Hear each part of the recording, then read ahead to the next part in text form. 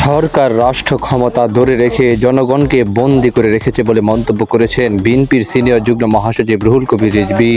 রোববার রাজধানীর শেরেবাংলা নগরস্থ চন্দ্রিমা উদ্যানে ঢাকা মহানগর দক্ষিণ মহিলা দলের নবনির্বাচিত কমিটির নেতৃবৃন্দকে নিয়ে বিএনপির প্রতিষ্ঠাতা সাবেক প্রেসিডেন্ট জিয়াউর রহমানের কবর পুষ্পার্ঘ্য অর্পণ ও জিয়ারত শেষে তিনি এ মন্তব্য করেন। সরকারের উদ্দেশ্যে রুহুল কবির রিজভী বলেন, নির্বাচন করেছেন, সেখানে ভোটাররা ভোট দিতে পারছে না। আওয়ামী লীগ নিজেরা নির্বাচন করছে। উপজেলা নির্বাচন হয়ে গেল, এখানে আরও ভোট কম পড়েছে। তাদের লজ্জা নাই। লজ্জাহীন সরকার রাষ্ট্র ক্ষমতা ধরে রেখে জনগণকে বন্দী করে রেখেছে। উন্মুক্ত কারাগারে জনগণকে বন্দী করে রেখেছে। গণতন্ত্রের পক্ষে যারা কথা বলছে তাদেরকেও তারা বন্দী করে রেখেছে।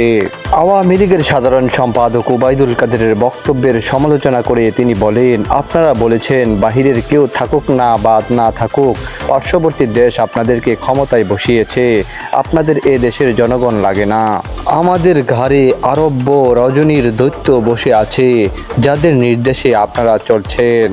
আপনারা জনগণের ভোটে নির্বাচিত হলে বাংলাদেশ যে চারদিক থেকে ধসে যাচ্ছে তা হতো না। রিজভী বলেন, আজকে পত্রিকায় এসেছে প্রয়োজনীয় রিজার্ভ 18 বিলিয়ন ডলারের নিচে নেমে এসেছে। মানুষ প্রয়োজনীয় খাবার আমদানি করতে পারছে না। পাশাপাশি যে ঋণ নেওয়া হয়েছে তাতে সুদ দিতে হবে 1 লক্ষ কোটি ডলার। ঋণের টাকা পরিশোধ করবে না কি জনগণের উন্নয়নে কাজ করবে? জনগণকে তালাক দিয়ে আপনারা রাষ্ট্র ক্ষমতায় বসে আছেন।